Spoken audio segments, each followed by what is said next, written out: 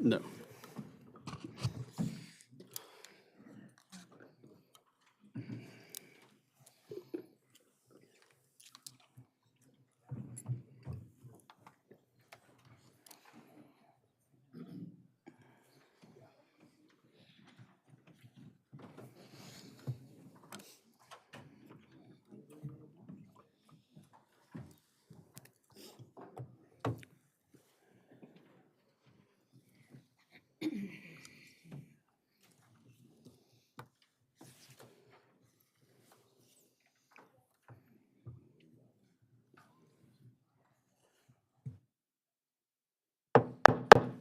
All right, good evening. Welcome to the City of Sandwich Committee of the Whole meeting. Tonight is Monday, February 2nd, 2026, the time being 7 p.m. If you'll please rise for the Pledge of Allegiance, read by Pastor Call. Allegiance to the flag of the United States of America and to the republic for which it stands, one nation, under God, indivisible, with liberty and justice for all. Will the clerk please call the roll? Alderman Arnett. Here. Alderman Sean. Here. Alderman Danko. Here. Alderwoman Erickson. Here.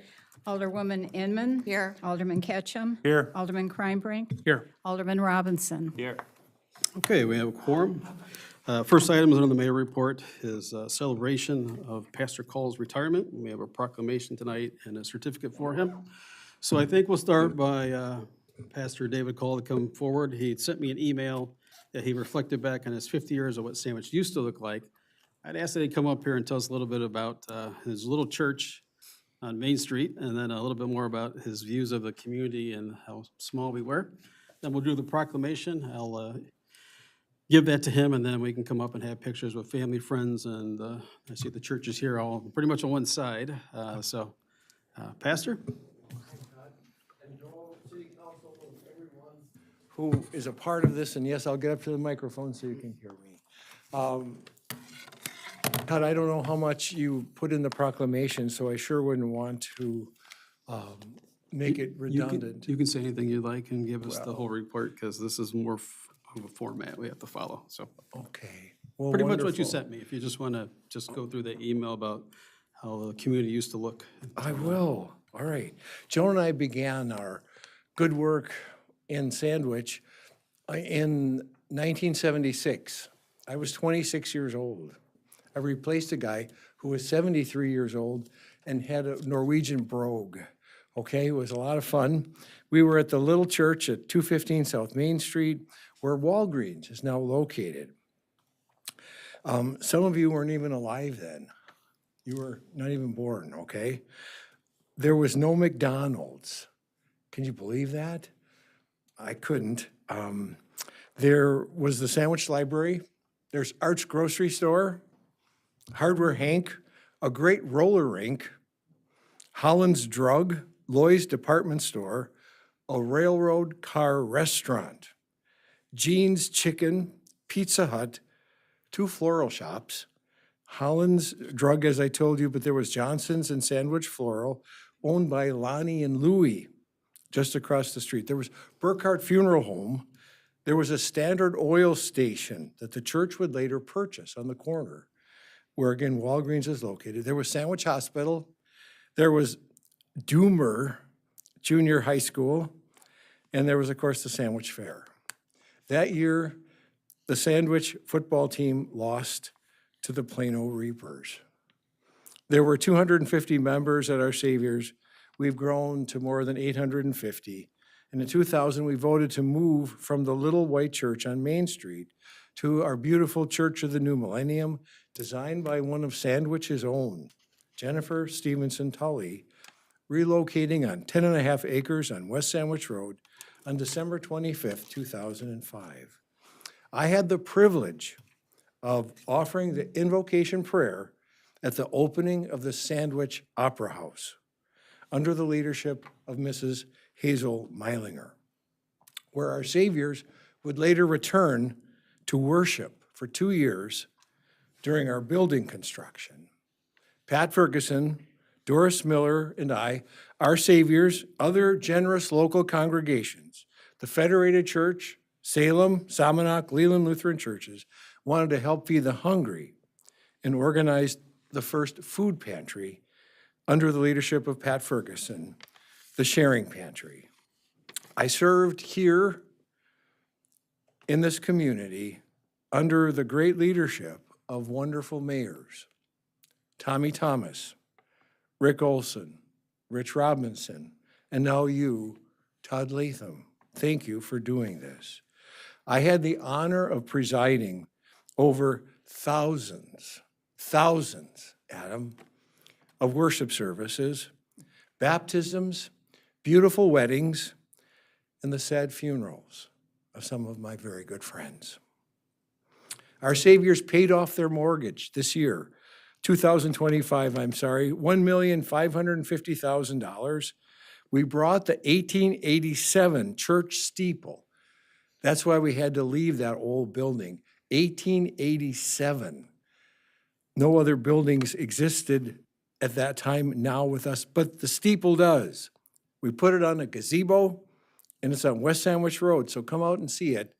It's given in memory of Linda Swanson. To reach a larger audience during COVID, Our Saviors began a live broadcast of some good news and posted to our Facebook page. In 5 years, Rich Robinson, we've had 147,700 views. On the first Saturday in December, you'll find our live nativity. I and the members and friends of Our Saviors had the privilege of working with Todd Latham, you, the City Sandwich Council, the Sandwich Fire Protection District, Sandwich Township, when the DeKalb County Board voted to defeat a proposed solar field on Pratt Road that was not on the City of Sandwich Comprehensive Plan for Future Development, filed with DeKalb County, that blocked Sandwich's future expansion to the north, to which we're all counting on that. That's why we put the church in the middle of those cornfields. Joan and I have raised a beautiful family, and we're going to spend time with them now. We give thanks for these 49 and a half years of ministry, sharing God's love for all people, and praying that God would continue to bless Our Saviors, family, and friends. I'm so proud of all of you, the Sandwich City Council, and the people of our community. Thank you for what we do together. We are grateful to you for embracing two Packer fans, as each morning we walk around town with our golden retrievers among the people that we've grown to love and to call each of you our good friends. This is Groundhog's Day. Today, some brave groundhog was awakened from his hole and sent outside to see if the sun was shining. If it was, he would return to his hole and we'd have 6 more weeks of winter. Did you know he's only right 28% of the time? But every year, he places his faith in God and he walks out and he takes the risk. So must you and so must I. We are people of faith, and God always honors faith. May God continue to bless you and lead you in this important work that you all do as the City Council, family, and friends of the City of Sandwich. Thank you, Todd, so very much for this time.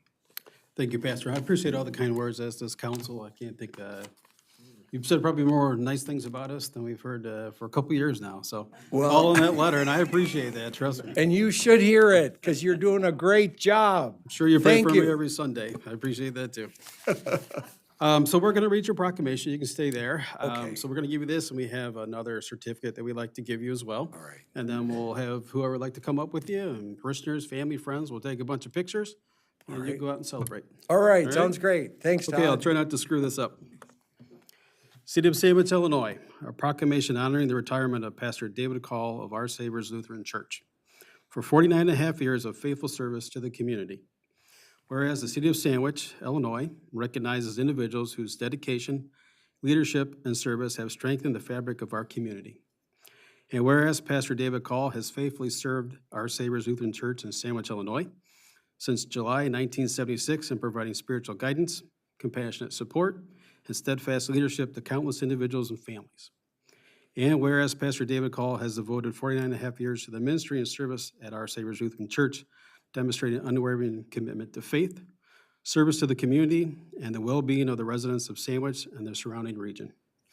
And whereas throughout the dedicated service, Pastor Call has officiated life's most meaningful moments, baptisms, weddings, funerals, confirmations, and community gatherings, offering comfort, encouragement, and hope to all who sought his counsel. And whereas Pastor David Call has been a respected partner to civic organizations, local nonprofits, and community leaders, consistently promoting unity, compassion, and service to others. And whereas his leadership has strengthened the mission and outreach of Our Savior's Lutheran Church, enriched the spiritual life of the congregation, and contributed to the overall vitality of the city of Sandwich. And whereas the city council wishes to honor Pastor Call's extraordinary legacy and express gratitude for his decades of faithful service, mentorship, and community partnership. Now, therefore, I, Todd Latham, Mayor of the City of Sandwich, do hereby proclaim that the City of Sandwich formally recognizes and celebrates the retirement of Pastor David Call and honors his 49 and a half years of dedicated service to Our Savior's Lutheran Church and to this entire Sandwich community. Be it further proclaimed that the City of Sandwich extends its heartfelt appreciation and best wishes to Pastor Call for the joyful, fulfilling, and well-deserved retirement. In witness thereof, I hereunto set my hand and cause the seal of the City of Sandwich to be affixed on this second day of February 2026. Todd Latham, Mayor, and Denise E. City Clerk. Thank you.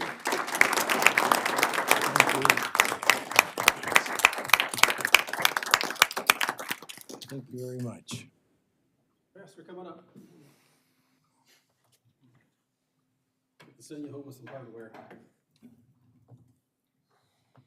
Thanks, Todd. Who would you like to have come up here? We'll take pictures too. So, here, let me give you this one. Handshake first. Thank you for all your service. That's the proclamation. And that's the certificate of recognition of your service as well. Thank you, sir. All right, you can put those wherever you'd like. All right. Okay. Thank you. Now, I do see Pastor every morning. Usually I'm up early, doing her up early, walking their dogs. So you're a great greeter. And he has agreed to stay on. He is our city chaplain. And he'll continue to form that capacity for the city, offering guidance, advice, and counsel when asked and when needed. So again, thank you for that service. Right? All right, pictures. Who'd like to come up here? Johnny, come on up. Yeah. I'll get out of the way and you can bring the family up. All members of the family of our city. Come on, let's go, church. Get up here. Stay there. Get up here. Only happens every 49 and a half years. Come on, please. You deserve one. Adam, where are you at? Come on, Adam. Council? All right, let's get in there. You should know that Joan is also Hey, Sarah. a contributor to the mission of the church. Always has been. Oh, city clerk?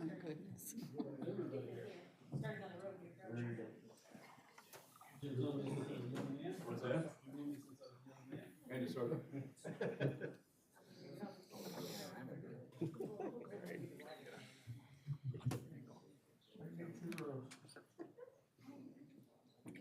Not much. Coordinator photos. Yeah, 2 rows would be a lot easier. Makes everybody not this big. Sure. Thank you. I'm not tall. No, because it.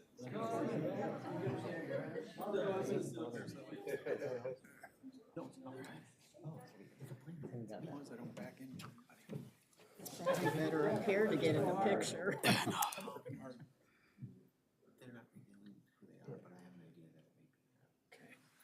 That's one. Hold on. 13 more. This is your first picture. It'll be in the news. Okay.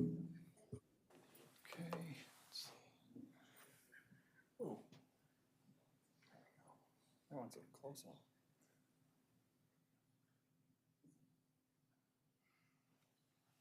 Okay, I hope one of those took. Thank you. Here you go. You bet. Thank you for everything.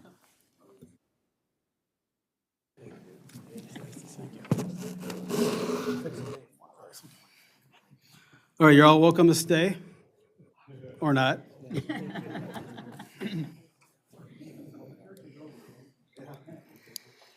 All right, again, Pastor, thank you for all your years of service. Again, much appreciated. All right, attorney report, Kleinthorpe Jenkins, Carmen Forte Jr. Thank you, Mayor. Don't have a formal report this evening, but I just wanted to thank you for having me here and appointing our firm at the last special city council meeting. We look forward to working with everyone on council and with city staff. I did have a conversation with former city attorney just recently to go over the transition. We're starting to work on transferring all the materials and getting us updated on all the pending legal matters that the city has going right now. So we'll be working into that in the short term. And if anyone has any questions for me in the interim, just let me know. I'll give my contact information to Administrator Penman and then can distribute it to the council, but door's always open. Thank you. Okay, thank you. City clerk report, Denise E. No report at this time. Okay, city administrator report, Jeff Penman. Good evening. Just a couple points I wanted to mention. The final watershed stewardship program for leaders is on Thursday. Alderman Danko has been attending. I attended the first one. I am hoping to attend on Thursday. That's up in DeKalb County and in cooperation with the DeKalb County Watershed Stewardship Committee. So if anybody's interested in volunteering for that committee, they meet generally every other month and a lot of dialogue. So if anybody's interested, let me know. Also, I did give you each an invitation. Kendall County Office Building ribbon cutting is coming on February 10th, 10 a.m. in the morning if anybody's interested in attending. And that's really what I've got for right now. So thank you. Okay, questions for Jeff? Okay, move on, city department reports, EMA, Tony Eberly. I would like to recognize Tim Kyrlieber as outgoing Assistant EMA Director with a plaque. Okay, come on up.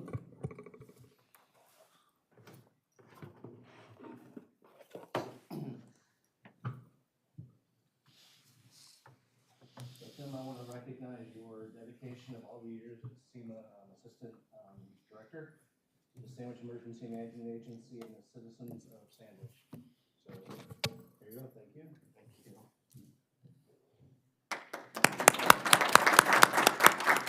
Tim, you got to come back for a better picture. Did you get a picture, Jeff? Tim, come back, I get a better picture. I'm out of here.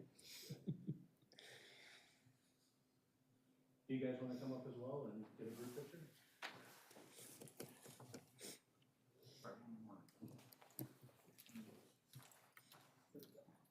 The short guy will stand in the middle.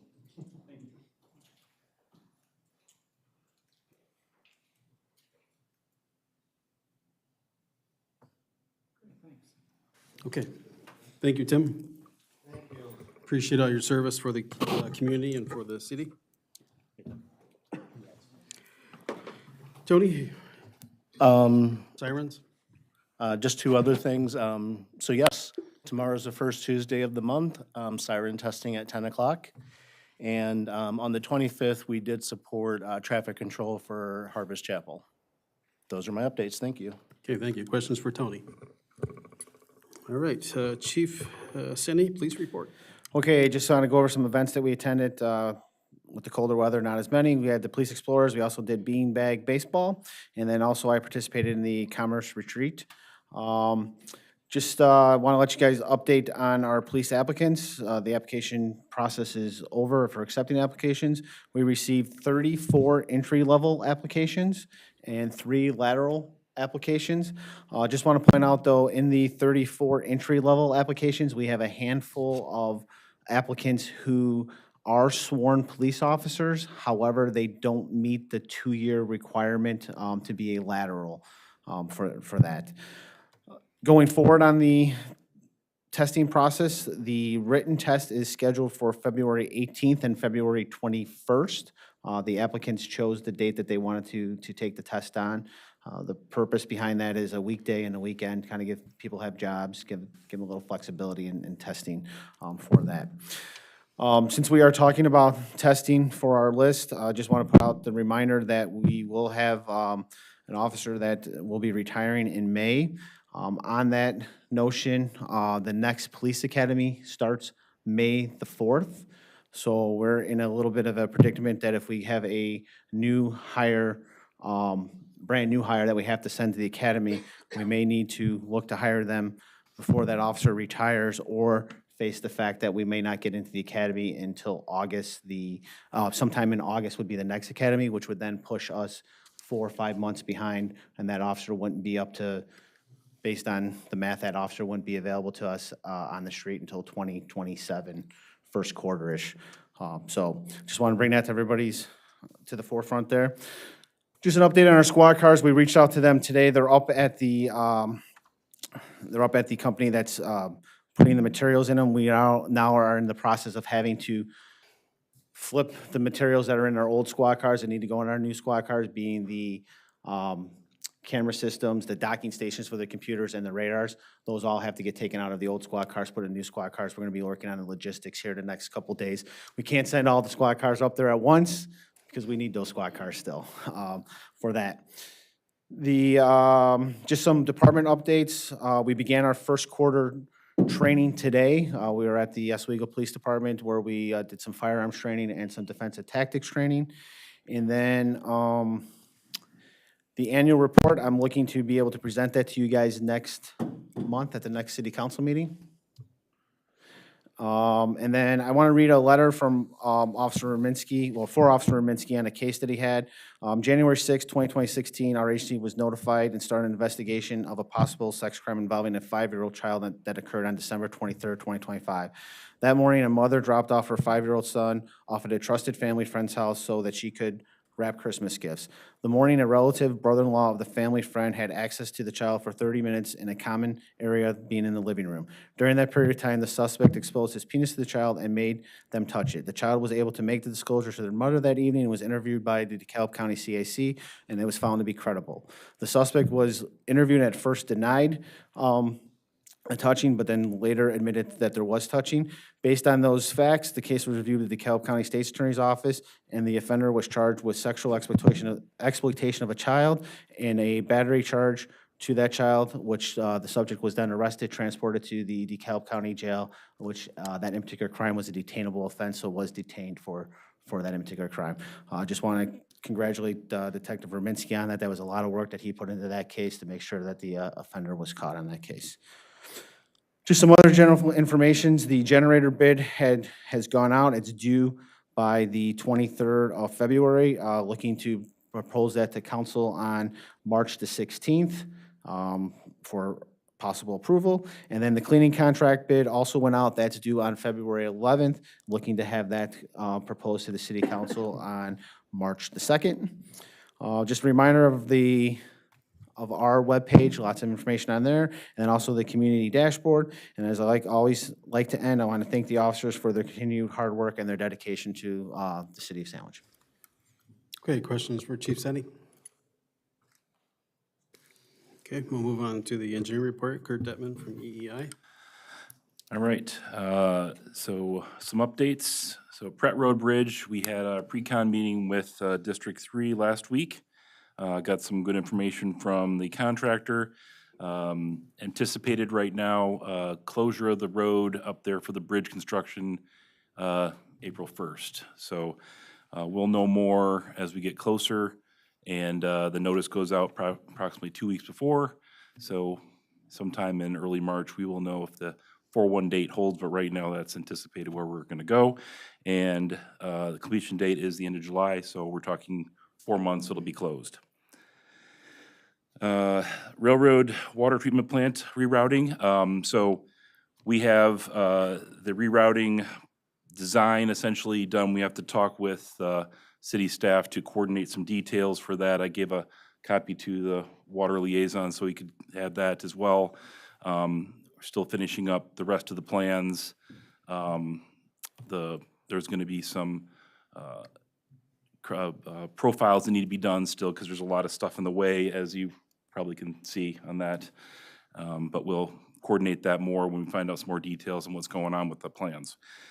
As far as the cost goes, the $15,310 original amount for the contract for the work, going back and through and taking out the amounts that would be on the other 308 contract, essentially it's half that gets credited. So that the bidding, the IPA permitting, and the putting the plans together, those are all separate costs that are not part of that 308. So approximately $7,655 would be the only cost for doing all the rerouting work. All the design portion of it, the survey, all that stuff is all part of the 308. But the bidding, the permitting, because it's a brand new permit for the water main, would not be part of the 308 project because it would all be lumped together in that IEPA permit. So it's a separate IEPA permit that has to be done. So if there's any questions. I believe too, we completed the wastewater treatment plan. I think we got our last Illinois EPA letter. We still have a walkthrough to do, but we're getting real close. Okay, I think we got the final amount though, right? I think okay. Yeah, I was gonna save that one, but yeah, we're very, very close. We got, yes, the final walkthrough and some as-built stuff to just finalize, but yeah. I didn't announce the amount. You can still use that. What's that? I didn't announce the amount of it. You can still use that. I did not bring that amount with me because I was saving it for when we actually had the final walkthrough and it was official. Got it. I wanna make sure. Okay, questions for Kurt? All right, hearing them, we'll go to unfinished business. This is potential changes to license and permit fees to be implemented May 1st, 2026. This is discussion. I'll have Jeff talk about the process he's developed. So he's asking you for some recommendations, but I'll have him go through these. If there's comments, please give those at this time or questions. We'll just kind of move through all of these and then we will try to get consensus from what everyone submits for the recommendation, try to come back with something at the next meeting that we can have a final discussion on and then vote the first meeting in March. Okay, Jeff, you ready? I'd feel a lot better if we could vote next time, but we'll see Oh, how could far be. we get, right? But what we did is we went through and we've proposed this in the past as to a proposed fee. I readjusted the documents that everybody got. Hopefully, everybody was able to take a look at them over the weekend for our liquor licenses. As an example, our Class A liquor license, which is for sales on premises of hard liquor, beer and wine, and then also allows for package sales. So that's our Class A, pretty much tavern license. Our current fee for that is $1,500. For sake of discussion, that's proposed at $2,500. That could certainly go up or down. But, and I don't know if you want me to go item by item here, or if everybody's looked at these, or if we just want to discuss as we go from there. But Let's just go through them all and just announce the class or the type and then just move through the rest of these for and the way to amusements. read the spreadsheet that I've provided is that in the one column there, it says 2018-08. That was the last time, that was one of the times that it had been changed. So there's been ordinances in 2018, 2022, and 2024. Some of them you can see never changed over that time. Some of them had. So it's just trying to be able to track when we had looked at these last. So Class B liquor license, that's a liquor store that can sell any type of liquor. Class C1 is beer and wine at a gas station. They can sell beer and wine only. Class C2 is I guess we'd call it the Pizza Hut liquor license. It's just beer and wine if you're serving food. Class D1 is for, the only one of those we have is for Fox Valley Older Adults, which is a not-for-profit organization. Then we have private clubs, which is D2. That's like the Moose, the VFW. Class E liquor license, so that's an actual restaurant liquor license with a full bar. That's the Bull Moose and Santa Fe are the two that have that at this point in time. We have our outdoor dining license on an annual basis. We had repealed Class F and are not proposing to put that back in at this point.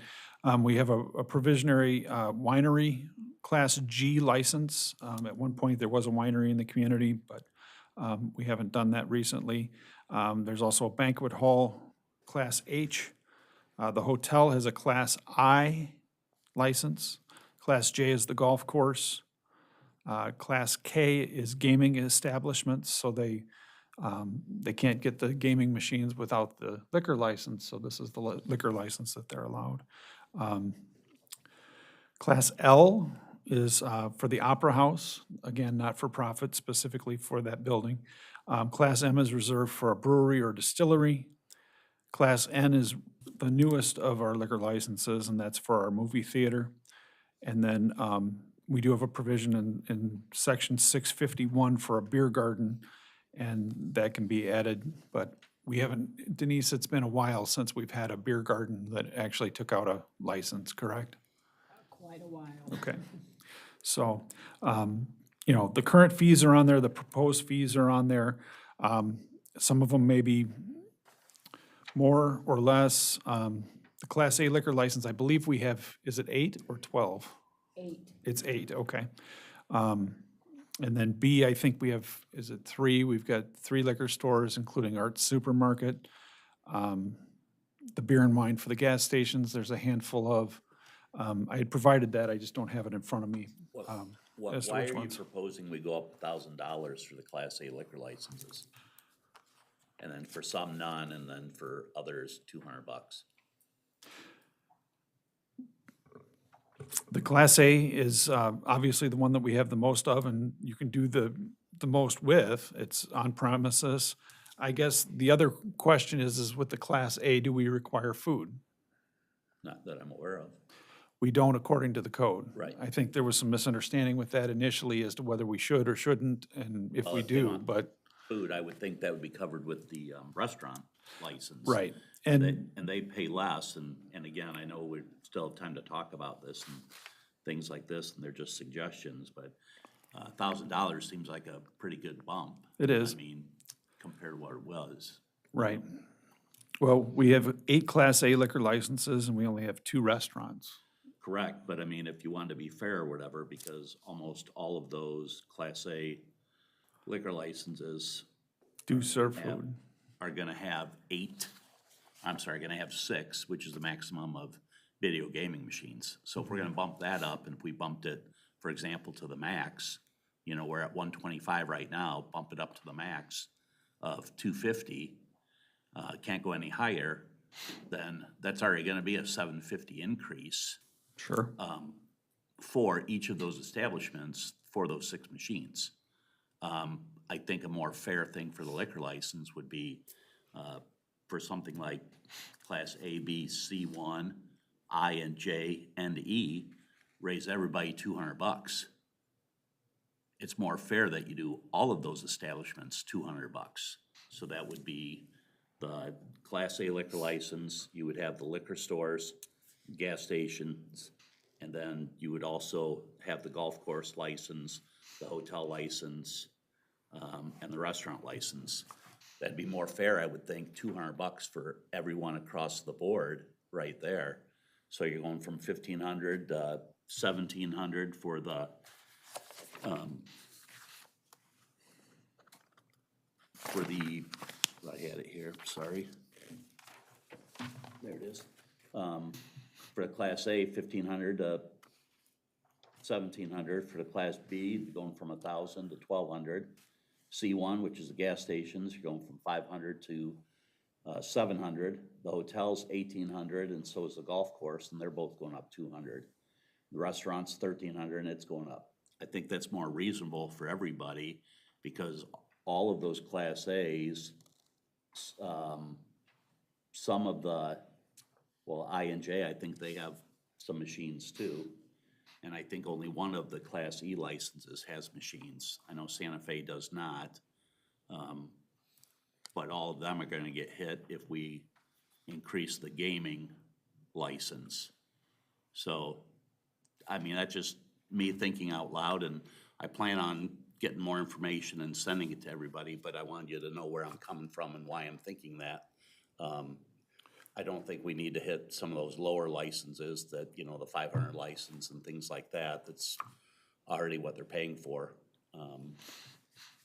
And again, that's just my opinion, but trying to share and, again, be fair to everybody.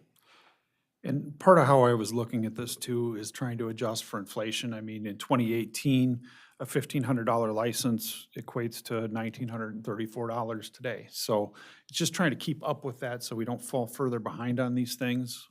That's kind of where I had started from, was trying to look at it from an inflation standpoint. So I think, Rich, those are good points. So I think that's something we can all consider as we look at the total cost for an establishment after we go through all these. All right, anybody else on those particular license? On 647 and 651? I did have one more suggestion for what Denise was saying as far as the amusement license. I think we should keep the video gaming licenses separate from everything else. But I think if we just had one amusement license, $100 across the board, and that could cover everything like you were saying, all other coin operated, the jukebox, darts, pool, kids' video games, you know, you got the Golden Tee, you got pinball, air hockey, claw machines, all of those ones that should have been being permitted. Sometimes they're not because we don't go into that establishment, so you don't realize what they're moving in or moving out. But some are gonna get a big break compared to what they have been paying. Some might only have a jukebox, but they wanna have that, it's gonna be $100 and that's it. So I think if you figure it out, and I haven't, because I'm not a math person, but if you figured out the money, we're still making money increases on all of them. But I think it would make it easier for the office, where now you don't have to worry about, well, how many pool tables do they have now? How many dartboards do they have now? Et cetera, et cetera. Again, just a suggestion. Okay, other comments? Jeff, you want to go through the chapter 10 one quickly? Sure, amusements and entertainments. And, you know, I guess we currently have permits for circuses, menageries, carnivals, sideshows, exhibitions of inanimate objects, and other public amusements not listed. I might recommend that we do some kind of a special use or a special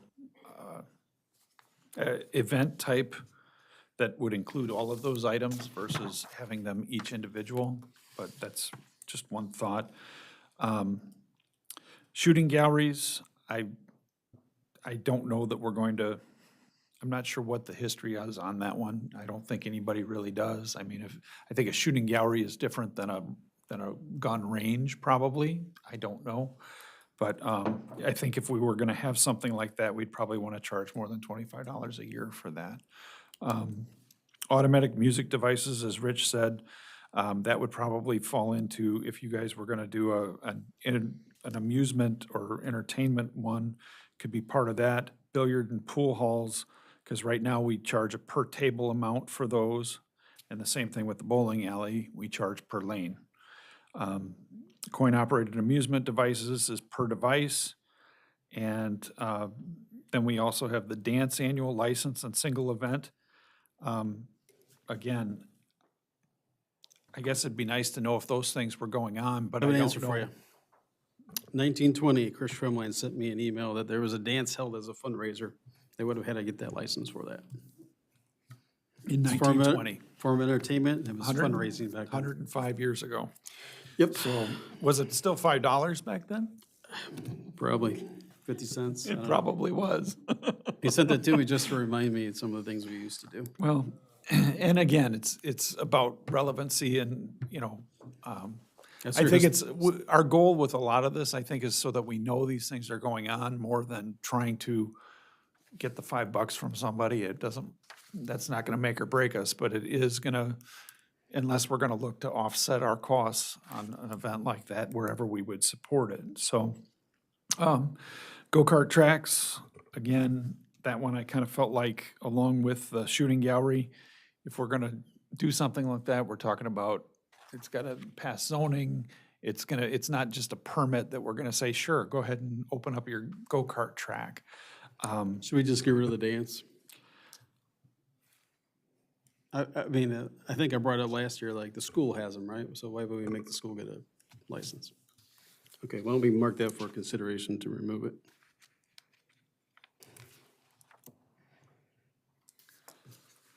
So the go-kart tracks are on there. I think we could probably mark that one off as well, because again, we're not going to allow it as an allowed use in any of our zoning.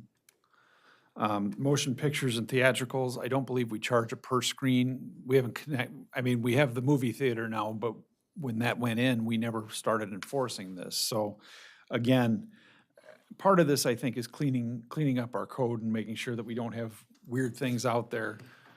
You know, it's the $100 fine for spitting on the sidewalk type thing. We want to make sure that it's relevant. I mean, the only reason I see that to have a motion picture one is just in case we needed to inspect that, right? We go out there to make sure that they have everything's visible for exits, that they have all their fire code, extinguishers.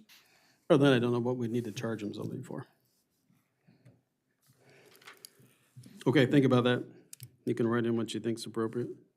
And then the raffles we just did back in 2024, that was new, and the intention of that was to be able to, for local businesses to be able to get their raffle license through us instead of having to go to the county. And that's really was the goal of that at that point in time. Can you check on the, it's $5 per 5,000, so. Do we know what the highest is that we had someone apply for a raffle license? It'd be through the VFW. Okay. Probably should be us and the Moose. I think those are the two that do that type of gaming, so, okay.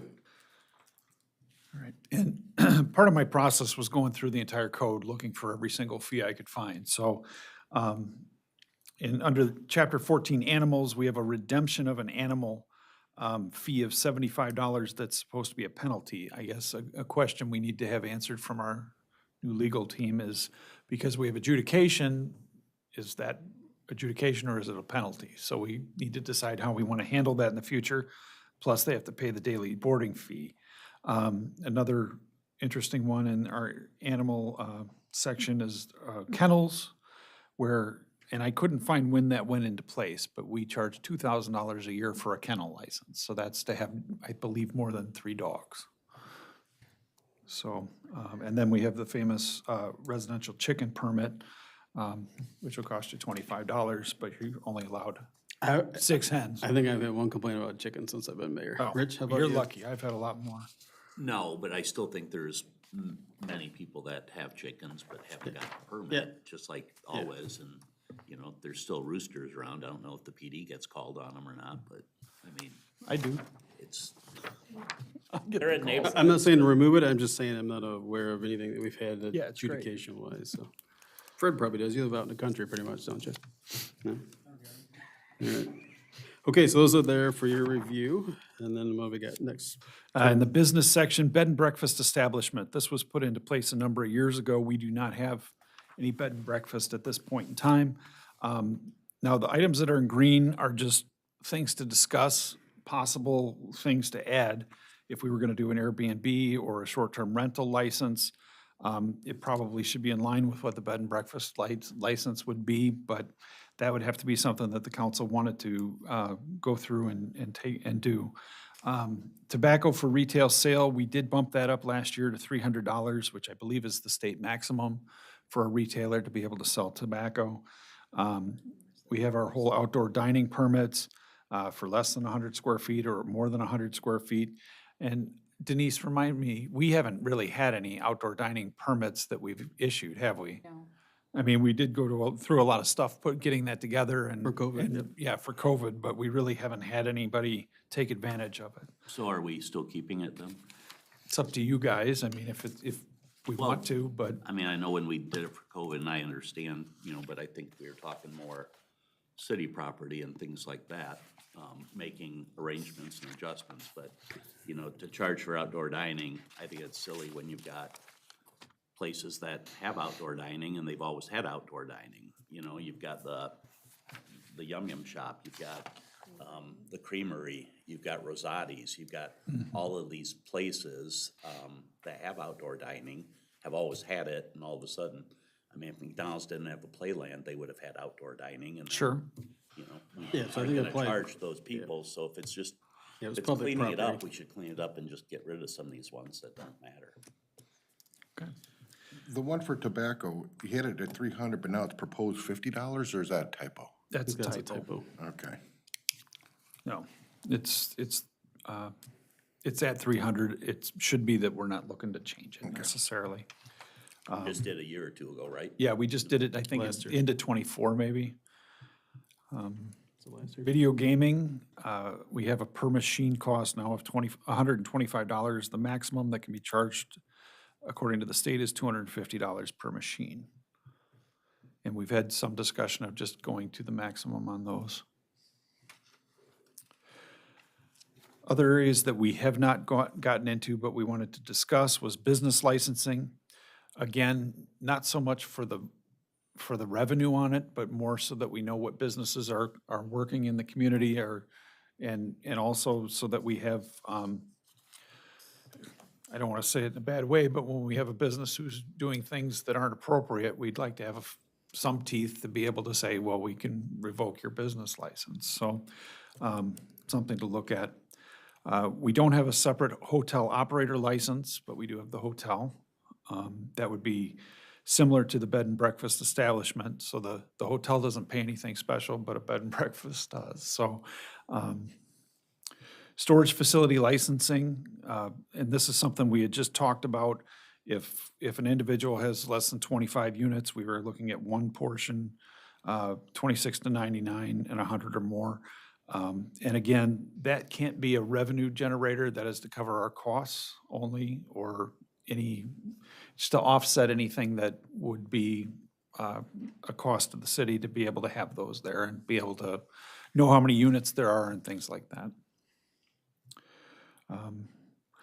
Had a conversation with an alderperson this afternoon about the Connex boxes. I'd kind of thrown that in there because right now we don't allow them in our municipal code whatsoever. We don't really have a problem with them in our residential areas, but we do have some commercial areas where where businesses have started to put those Connex boxes out. I understand that they're an inexpensive way to be able to keep things weatherproof, but at the same time, they're not very sightly. So it's one of those things that maybe if we were going to do something, we would be able to weed out the bad ones, because we're probably not gonna spend that kind of money if I guess that'd we be don't need it. I guess that'd be the opinion if we have something like that, it's only for a construction area, so they have a place to lock up their items, so they're not left outside, they're not stolen, they're not out to the weather, and it'll only be for the duration of that construction. I know I seen one up in your neighborhood, Fred. I think last year, the house in the corner was being built, had a Connex box that they stored their items in there. Oh, that was the vocational school, yeah. Yeah, they had something which I out think is a perfect example, right? there. Yeah, I think where this is going is it's more of a permanent setup versus a temporary, so I think you had two different means with that, right? You do, and this would be more, I think, if we were ever going to allow them, we would want to make sure that they're either landscaped or sided or something so that they look appropriate instead of just tucked behind a Match building the with building weeds. aesthetics, that type of thing. Exactly, color. because there are places that use these things to build houses and build different things. Not that we've run into that yet, but it seems like it is a viable building material in some ways, so it's something to consider. I did put that on there, that I think that we should allow them. I don't think it should be $1,000. I think it should be $250 per unit. And then changing or putting in our code, our ordinances, that it has to at least not look crappy, is pretty much what we've all said. Is not having the weeds and everything around it. You can use them, but not let them get junky, and then we're gonna have to cite them if they do. So. I don't know, I can think of one out at the airport that just looks terrible sitting next to a nice building. Yeah. That does not fit there. But something to consider. Okay, another new one that we had discussed was landlord registration. Again, not because these are gonna be huge revenue things for us, as much as just knowing who our landlords are, so that when we have problems with the property, we know who to get a hold of and be able to provide a better level of customer service. Next one was a vacant building registration fee. We do have some vacant buildings that sit, and sometimes those owners are not local. If we charge a registration fee so we know that it's vacant, we can have our police department keep an eye on it and those types of things, but it would be a way to keep track of that. It would also help us with economic development, because then we know for sure who to get in touch with, rather than having to do a significant amount of research to find out who owns that building and what the situation Is is. that per month? I thought I seen your first proposal that vacant building was per month. I think it was to begin So with deterrent. the idea of, that or stepping it up if it was so much. And then if it's vacant for more than a year, maybe it goes up, those types of things, so that we're incentivizing people to find businesses to be in these buildings or get them to somebody who wants to do something with them. What we've been doing isn't working. Correct. And then we've already started the contractor registration through our cloud permit. We've just not assigned any kind of a fee to it. We've just had people registering so that we could make sure that we're developing our database when people apply for permits. That's been very helpful and seems to be working rather well. The question is just, do we want to add a fee to it or not? So, manufactured homes, we're already at the state maximum of $50. We went through that a couple years ago and looked at it, that we cannot raise that. Any questions on business or manufactured homes, comments? I did put in on mine here, a special use permit for craft fairs, beer gardens, et cetera, and have that at least start at 25. For business, or would that be more under entertainment? Or are we looking for a special use? I mean, does that take the place of circuses and menageries and all that stuff? Could it lump in with that? I don't know. Okay. I don't know. That's why I put it here. I didn't know. And like I said, craft fairs and beer gardens, so I didn't know if that would be under business or. We've got beer gardens under Alcohol. alcohol. But again, that's one that nobody, Uses, or we haven't really forced anybody to use it, I think is the bigger issue, right?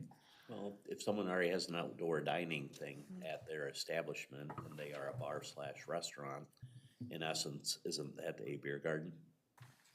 I think what I was trying to say is like, when we have the craft fair, if we wanted to extended that to another day, like that Friday, and possibly have a beer garden and have kind of like the street dance that they used to have, for Freedom Days, then would it be this kind of permit, or would it be under? I would almost guess it would have to be something that would be city-sponsored, and I'm only saying that just from past experience, because, like the Freedom Days, or when we were doing the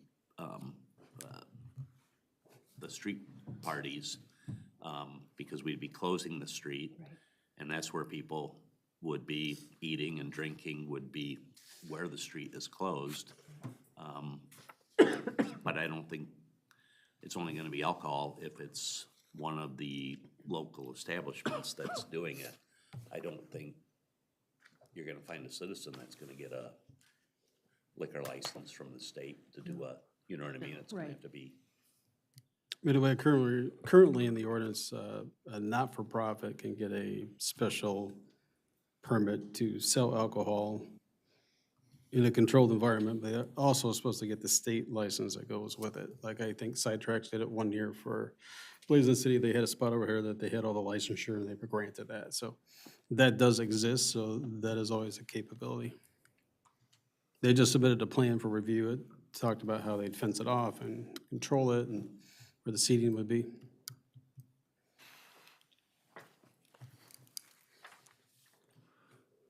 That's all I had on that. Okay. All right, I'll move on if everybody's okay. All right. Peddlers and solicitors. So we've talked a lot about solicitors in the last couple years. As you can see that some of those things have been looked at in 22, 23, 24.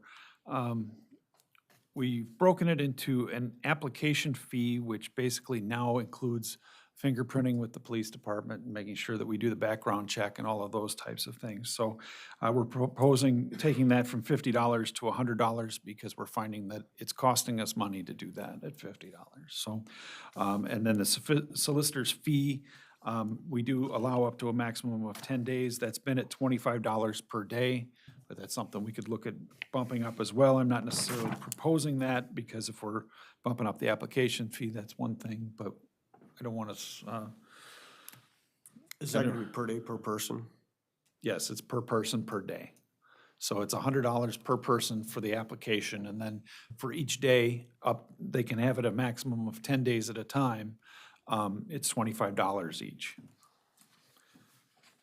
And then there's a bond that's required according to the code of $300 currently. I'm proposing maybe popping that up a little bit, but certainly that's up to everybody else. And Not a the very high solicitor's bond, pardon me? It's not a very high bond. No, and we could probably do, well, the question is I don't even know, do we get the bond? We've never collected for a bond. Okay, so we need to make that decision too. Is it important to get the bond? Is it not? Because, Well, it probably is, because otherwise it's no point in having a bond, I wouldn't think. right, well, and the thing is if somebody rips somebody off, we probably want that bond amount to be higher.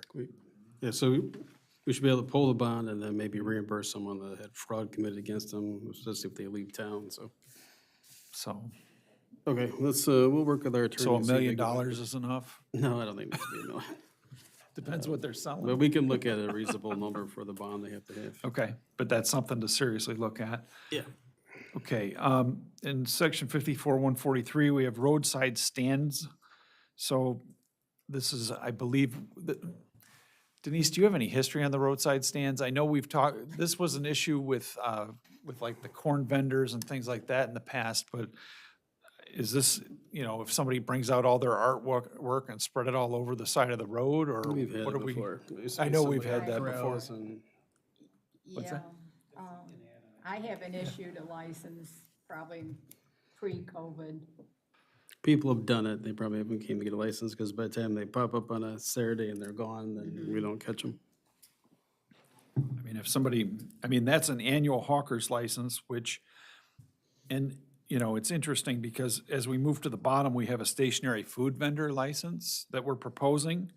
I wonder if it shouldn't be more in line or, an extension of that hawker's license. If you're gonna issue it for the whole year and somebody's gonna be able to be Well, doesn't it go in with one the- location. Doesn't it go with the two, right? So they have a stand, annual, and then below that you have a per event up to 3 days. Yes.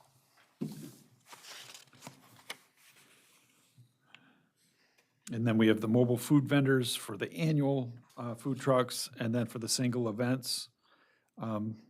Again, that's another one that takes a lot of time and energy, does it not? It does.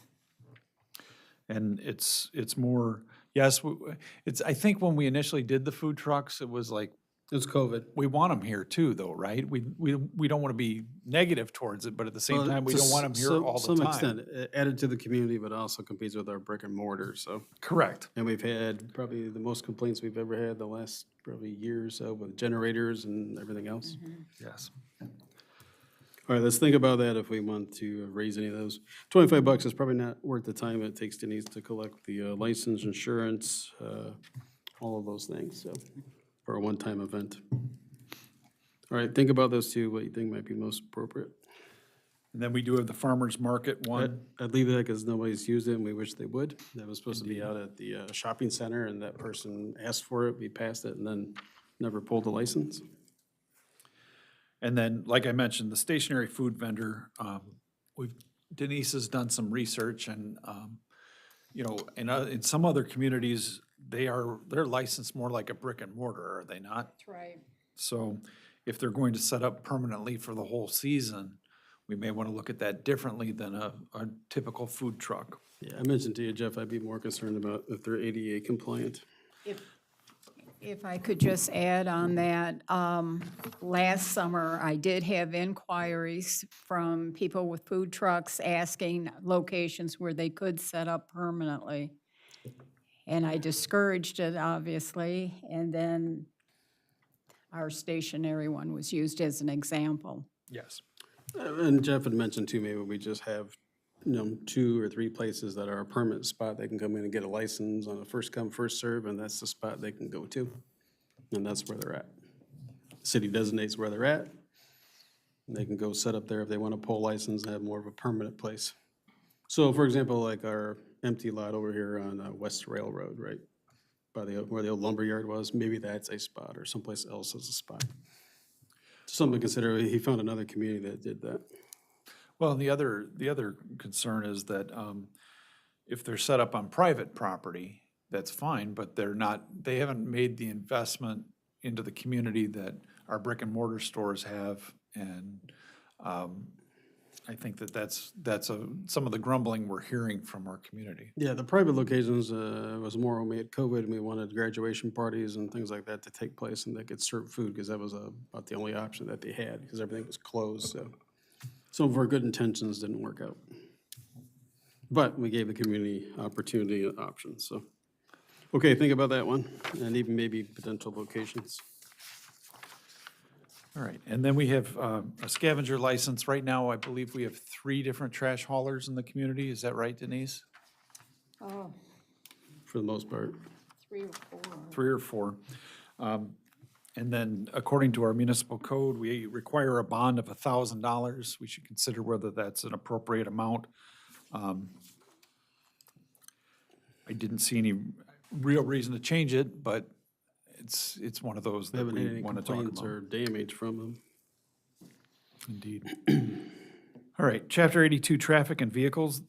This is one that actually has worked out really well. The chief has done a really good job of getting this set up with ox cart for the overweight vehicles.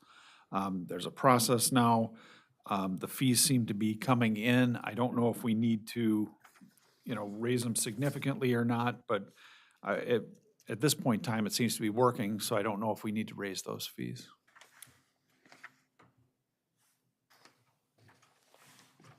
If you want my opinion, no, I think they're fine and they're in line with other municipalities for what needs to be done on that process for us. It's been a good source since we implemented it, and the system is free to us and it's worked well, so. Good. In Chapter 90, we've got vegetation. The cost of forest mowing, it's not written in the code as a specific amount, but currently we charge $150 per hour for that.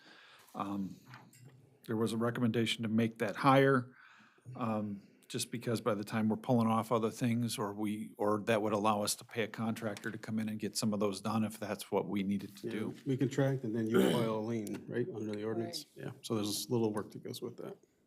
Hey, And- Jeff, Yes, sir. I'm sorry, in reference to that, on one of Denise's notes, it had that back in 2015, the council voted to increase that fee to $250. Interesting. It's not in the code. I don't know why it's not in the code, but But if if it's $250 and it was passed, I'm then we'll assuming just we update did it. either a Just put it back in. resolution or an ordinance, so. In my notes, as you said, July 2015, it was increased to $250 per motion. We never followed through with an ordinance change. And that's what we've been charging, $250 or $150? $250, Okay. $250 an hour. Let's just pass it to that and we'll update the code. But if it does say expense for destroying weeds, it probably shouldn't just say more than, it probably should say for mowing grass, weeds, and filing the appropriate lien. Maybe some other language we need. Okay. So we have been charging $250 an hour, okay. Okay. And then vehicles for hire, we probably need to look at the language, make it clear that it's just not taxi cabs, it's Uber and Lyft. I don't know, it's up to council. I just took an Uber about a week ago, it worked out really well, so I know people use them, so. But if we're gonna do taxi cabs, we probably need to make sure that we further clarify the definition. We used to have a cab in town, which is why that was there. Correct, and I kind of look at it as the bed and breakfast versus the hotel situation. I mean, things have evolved a little bit. We've got a few different things, and is it still relevant, and is it something we want to keep on the books? So I know you have Jeff's, you have Denise's, you have what Karsta provided. I think I'm gonna add 2 more to that. Janelle's. Oh, sorry, Janelle's. Yep. I have one from Karsta too. Janelle. And then the chief and I talked about a new street closure form that he's developed with Tony that's much more clear.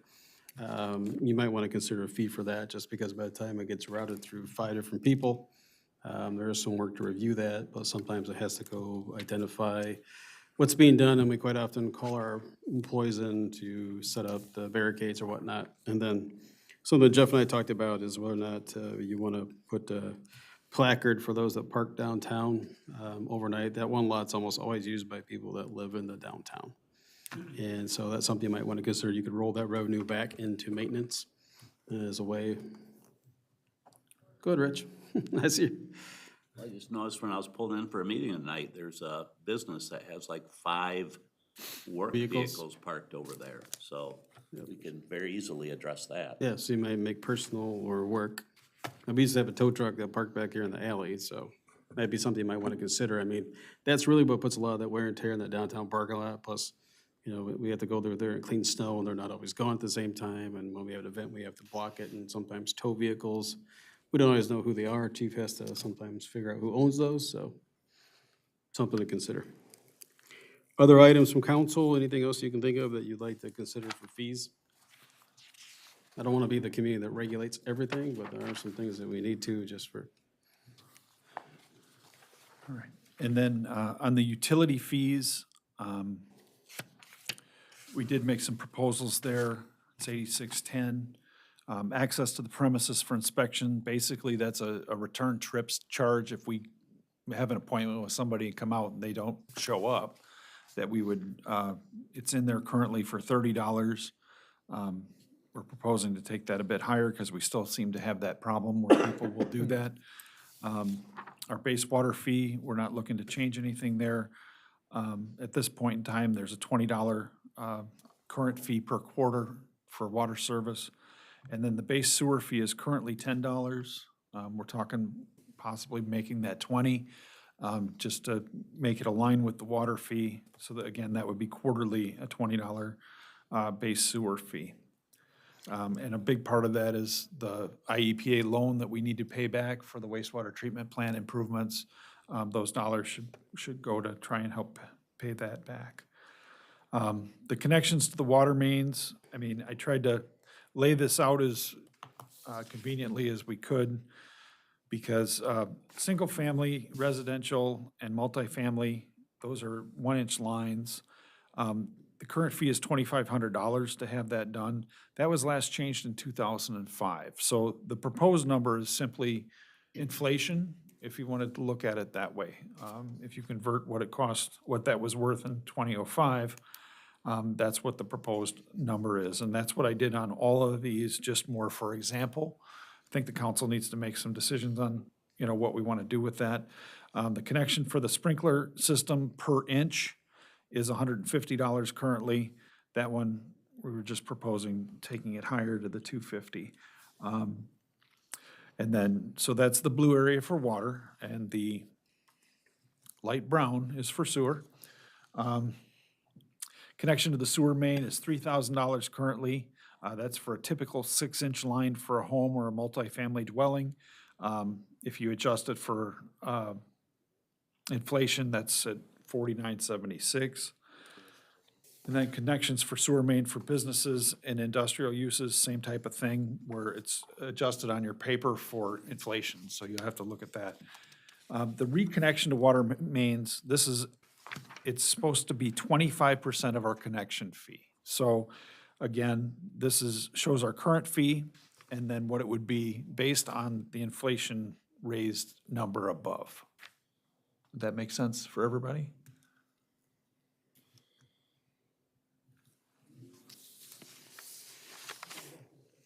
Okay, all right. So again, those relate to the one on the page before. It's 25% for reconnection. So if you have to reconnect, that's what that is.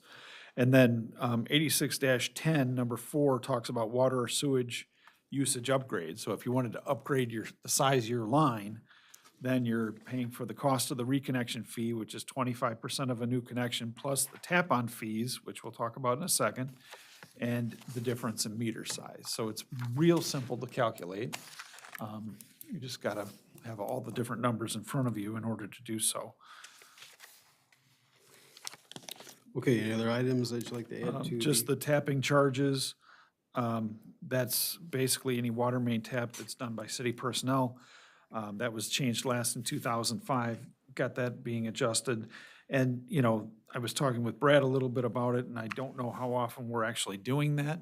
Especially, we really don't do it with the sewer lines, but again, it's probably worth having on the books. And then any other water service changes are in there. So, the last area was the right-of-way permit. Kurt, do you remember how we charge for that? $75? $75. I think that's what it was, right? You talk about the original one? No. Oh, now Or we now? have, we have graduated The system now. so the original fee for a right-of-way utility permit was $25, which is like not even enough for you to change your mind. So it was updated to 75 residential, 125 for, I think it's, it's either commercial or business, and then the bigger one is the industrial utilities one, which is $350. And that's only for utilities that don't have a franchise agreement with us, correct? So the right-of-way permits are established for essentially third party. If ComEd's gonna come in and do work in the city of Sandwich, they have a franchise agreement. They're gonna do the work, there is no fee for them. If ComEd's gonna come in and they're gonna have somebody put in some conduit or something like that to somebody's, business or something like that, and they're gonna get RNS services to come in there and do directional boring of that electric line, and it's not ComEd that's doing any of that work, now the fee is required. Same thing for like Comcast or AT&T or any other utility company that comes in, Frontier, all the same things. And it's a per permit thing. Okay. All right, and lastly, water and sewer turn-on and shut-off fees. We did make some changes to that in 2023. It's actually listed in two places in the municipal code. It's in 8610 and also in 8632. Felt like we needed to clean that up.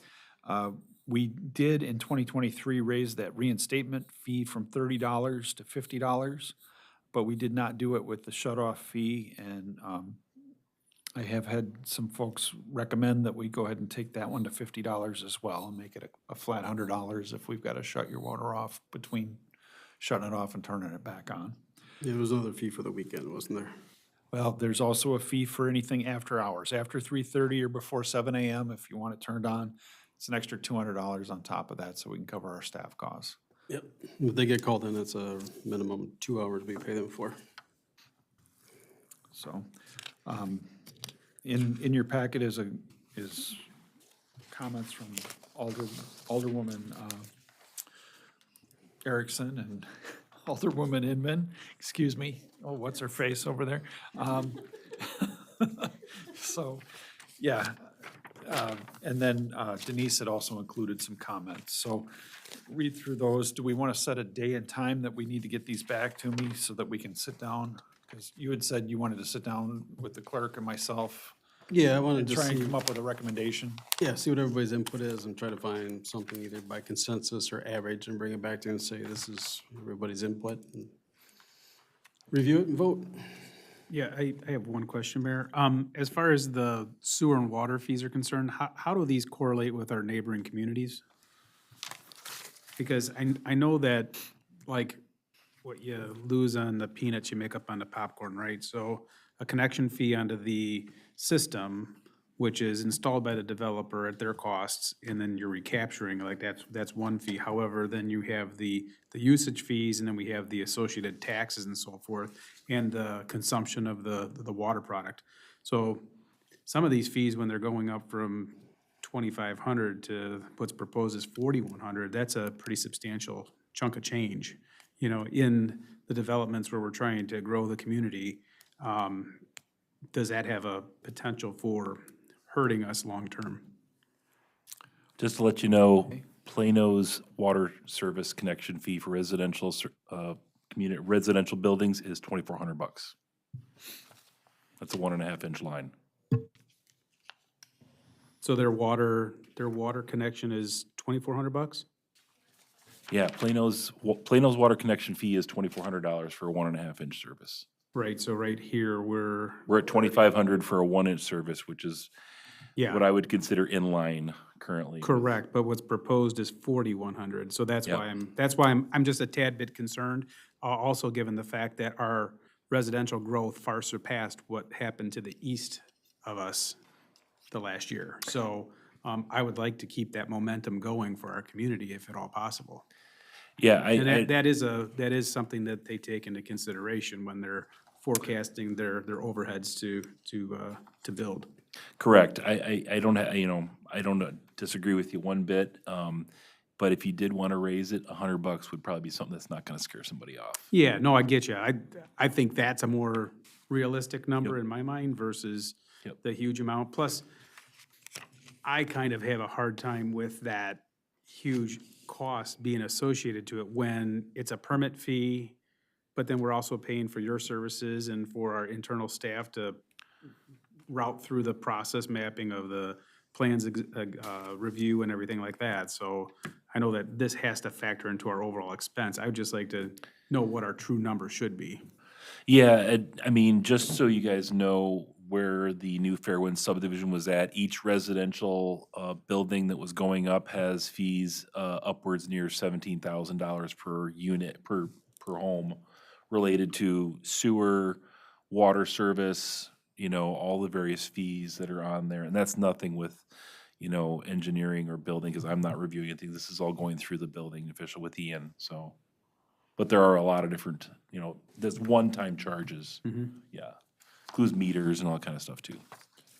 Okay, and then also going to that, we had a comprehensive plan for the sewer and the water, long-term range planning that kind of forecasted our revenues coming in for growth and that sort of thing. And I believe it took some of these numbers into consideration with that, right? So it's been a while since we've seen that, but The rates for sure, yes. The sewer rates, the water rates for sure are all in there, and then those incremental, increases you go through.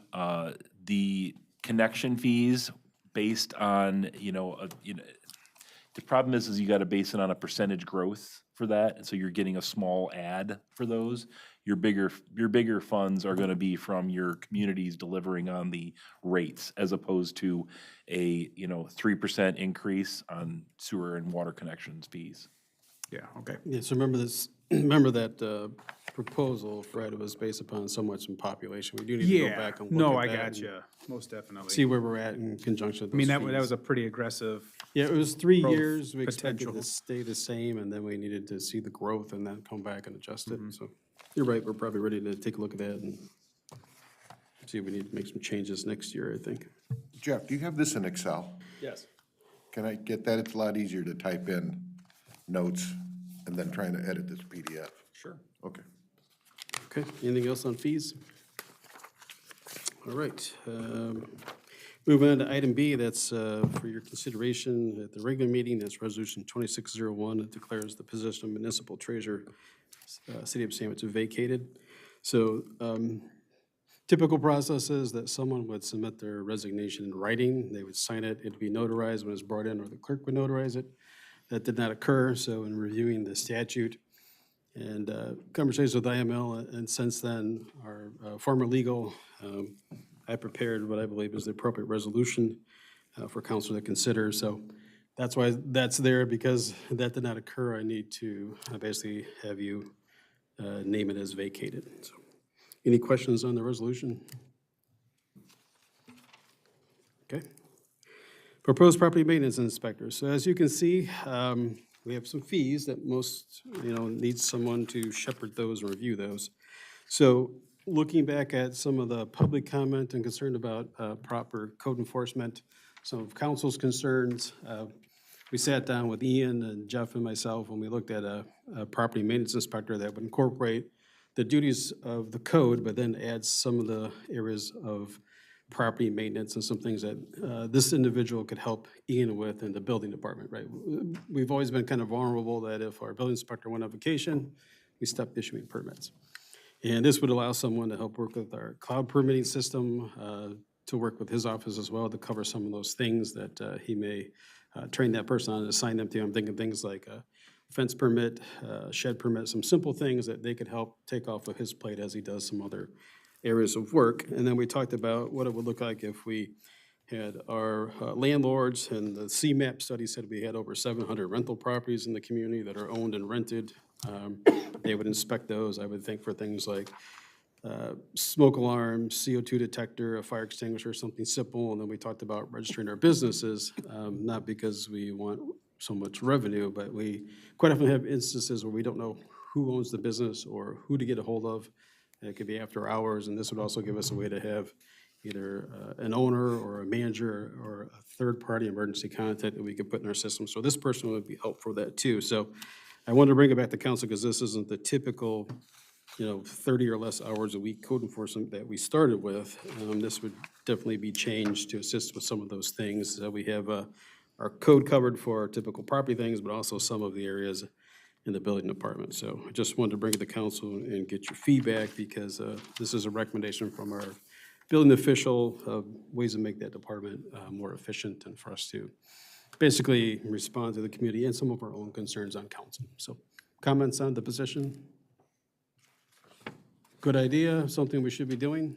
Is there any way, I know I've talked to the chief about this, possibly having them work with the police department too, In what regard? as like a, what do we call that, the community service? CSO? Community service officer. Yes. I'd have to look at that. I think a lot of the things that come in here now is a conversation where that happens with the building official or with Don or Jeff, with those things that come in. You're thinking of moving the job to the police department or just, they already would be working with them because it'd be citations and code enforcement, adjudication. I think personally, like a CSO typically is performing duties associated with the police department that aren't really needing to be a police officer, correct? So like a lockouts, assisting with traffic control, doing some of those, assisting with like crossing guards and that sort of thing. Is that not right, chief? Some of that would be correct. To an extent. Some of that could be correct, but there also could be code violations that they would also have the ability to enforce as opposed to what we have the ability to do. They'd have a little more freedom. I think the number one thing would be to see a job description of what you're kind of envisioning this individual to do and We have one. type of, what type, oh, sorry, I did see it in there. But I was thinking about also the KPIs of what type of, what are we gonna gain out of this to help the building department? Yeah, and I also think, Fred, in the long term, I talked with Ian about, trying to get this individual, the intent would be that they would have some of those areas that he's certified in, but also maybe help them grow a little bit, so as the community gets a little bigger, and, we have some more construction, some other things, he has somebody else that he can rely on that also has those credentials in the office. We don't want to be too big, and we don't want to have, growth hit us and we can't respond to it, so. He's looked at some of the projects that we think are going to be coming up, as well as like the 55 and older. Those are things that are going to keep him busy, so he feels like this person could help him some of those capacities, plus put some of those other things that are in there. Take some of the traffic too out of, I think, the main office, and would also be able to route through this person. So it's not going through Lisa or the front desk or Denise's office, and they could just call with this person and work with them directly, so. Well, and the one thing that I liked is the life safety inspections. That's something that the fire department used to do with us, more in a proactive approach. Now it's more of a reactive when there's a change in building occupancy, they might come in and work with us. I think that's super important. There was just a incident at the nursing home where a hot water heater caught wood on fire underneath of it because they shimmed the hot water heater up with wood, not supposed to have combustible in there. That would have been caught with this type of an inspection. Okay, so something for council to think about, to see if there's anything you feel like needs to be added to that, or if this is what we're looking for. I know Ian's very excited to get this help in the office. We haven't had a code enforcement person for a while, and with spring coming, I kind of feel like the right code enforcer covers most of those things, and then they work on what's left, and they work on what's left till they get kind of the code, other than some seasonal stuff and some things that pop up for the first time. They should be able to manage this, where then they can help out in his office as well, so. Okay, so that's where I think we need to go with that office, and I think we'll be better off for that. Any other comments? All right, new business lead lines. I don't want to keep having to talk about lead lines and have it show up on WSPY every time we have a meeting.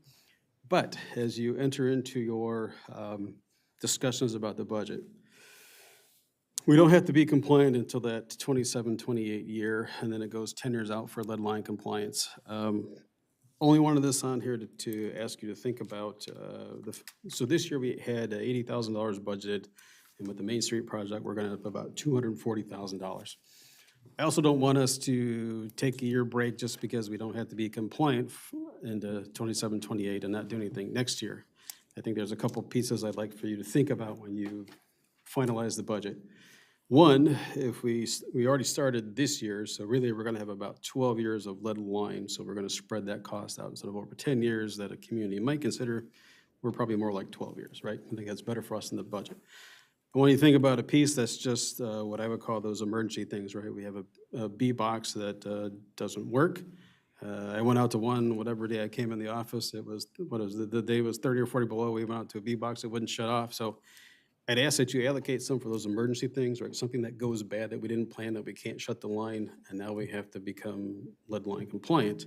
And then those that you add to the budget that allows us to keep moving forward with the replacement of lead lines. So instead of cramming it all in 10 years, we'd spend it over 12, but I want you to think about how you would allocate that and the amount that you would put each year toward that, right? So emergency and then regular replacement. And then we still want to come back with kind of like the options of how that would be financed. And I talked to Jeff about redoing that to make it more like a flow chart for us. So we'll come back with that because that's a different conversation. But I also think there are people that are ready, able, and willing that want to mitigate their lead lines, and I don't think we should hold them up. And we also don't want that to back up. And some of this will allow us, we did get the $40,000 grant from the Illinois EPA, and we can't do it ourselves under the grant, but we can hire someone to go out and start inspecting. So we'll move toward that option. And I'll give the example, if they went to 4 homes on the block and only 3 answered and let us in, then some of us might be able to go back and fill the gaps, us or our staff, to get to that last house we didn't get to. And we always are gonna have some that just sign the waiver and don't wanna be bothered by it. So I think that that might be a reasonable approach, just to keep moving forward, but I don't wanna see us, we could take a year off, but I don't wanna see the council do that. So think about the budget and what you wanna put in there. And like I said, there should always be some that's strictly allocated for the emergency areas of, difficult situations where you run into where something doesn't work or shut off. The one I went to, the B box wouldn't shut off all the way. And so, you can't do much about that. Luckily, it wasn't a lead line situation, but it certainly could have been. So that's all I wanted to talk about, put on there. I didn't want to have like a big, long discussion about lead lines. It's just think about how we could strategically budget to handle this over the period of time that we need to. Well, I want to clear up one thing here. We said in open council, when we did the lead lines on Main Street, that was covered by $300,000 money that we had because of where the bids came in.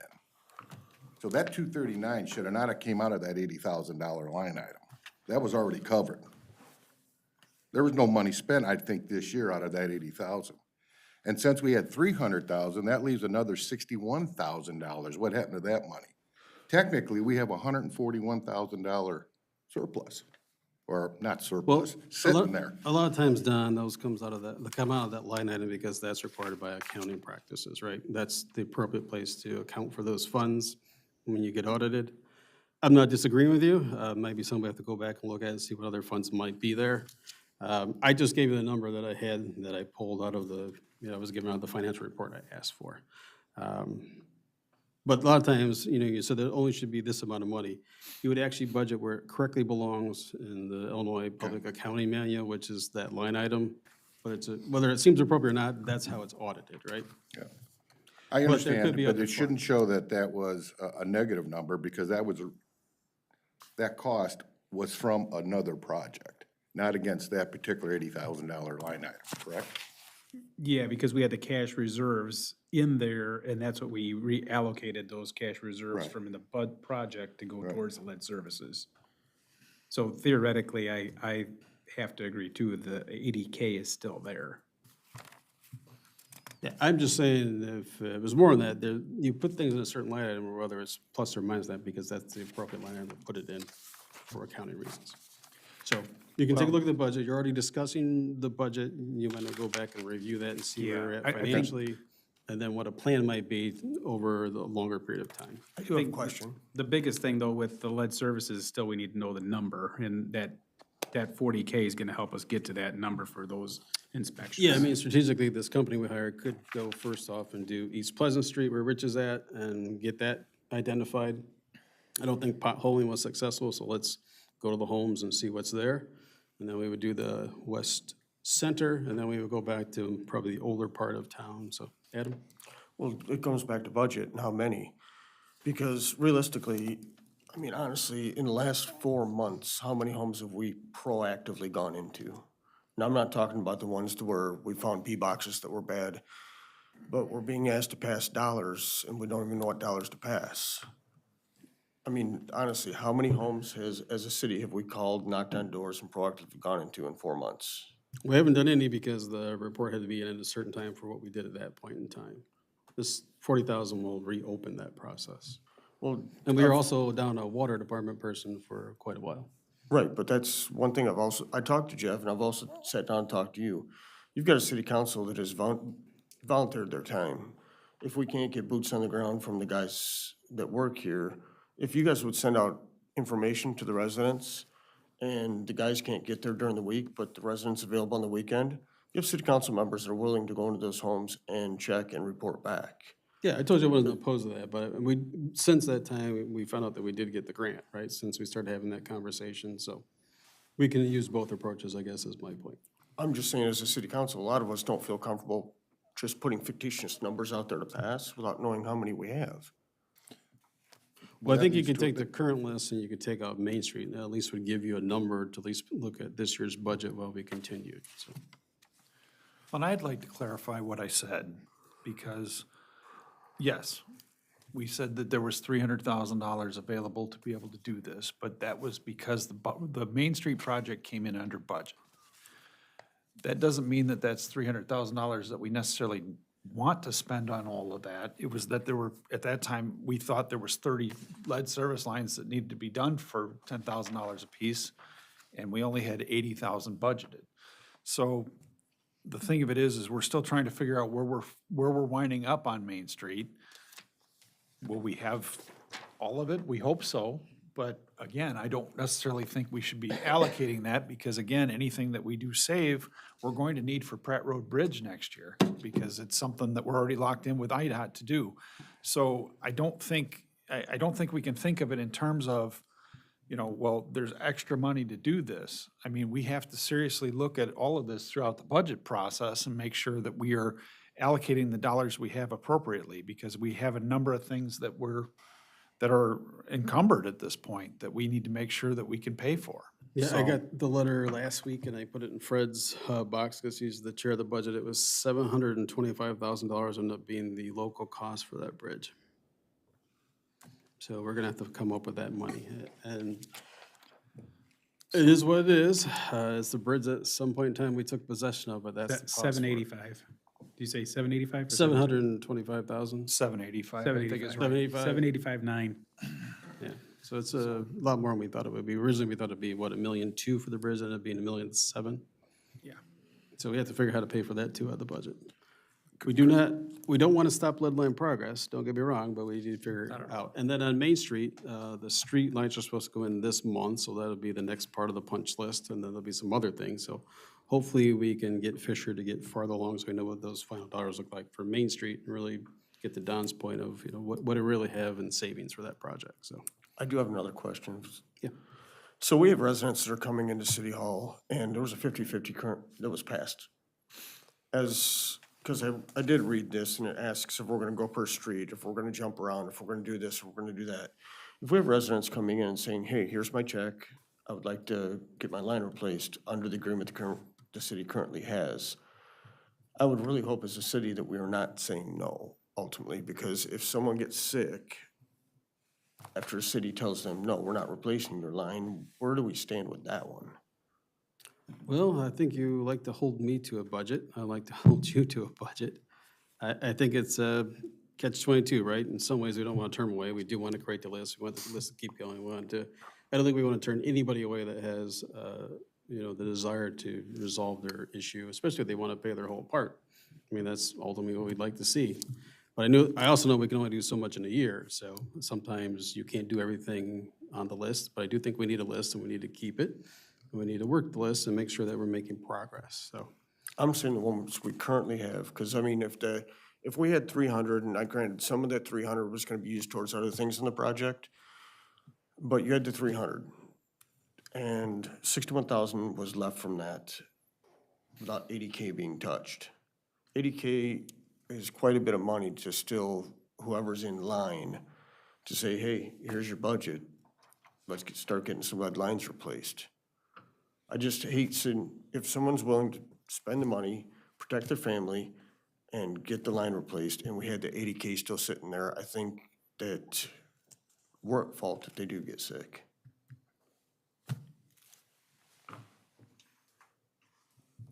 Okay, well, one thing I'll tell you is that, you know, you're 3 months left in your budget. There's no reason why you can't forecast out your budget to get an idea what you have left. Do that at work. I mean, it's simple math and you. Kurt, I have a question for you, Kurt. Our last water meeting when we were together, I think Steve said they were gonna do some data mining into the inventory to see if there was galvanized was included or somehow it was tagged, but it wasn't put on the map as the right colored dot. I haven't had a chance to check in with them. I've been pretty preoccupied with the All right. the water relocate plans. But that'd be good to know. Well, if yeah, We're gonna yeah, start the inventory. I obviously know, yes. If we can save some, like, no, we know that's galvanized, so that dot gets changed to that color. Yes. You know what I mean? Yeah, it's definitely something I gotta follow up with those guys, yes. Thank you. If you could let us know. Yep. Okay, any other comments? All right, Alderperson reports, Alderman Arnett. I just want to report that it's been great having Brad back at the plant full-time now that we have a water superintendent.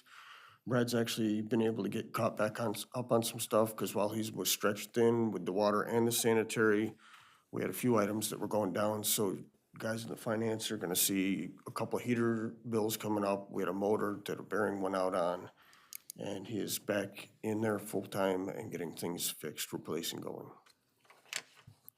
Okay. Alderman Chun? Nick told me that streets is fully staffed now again. So I didn't know we hired another person, but that's good. Okay. Alderman Danko? Kurt, thank you for, we asked this for the second and you delivered on well two being moved.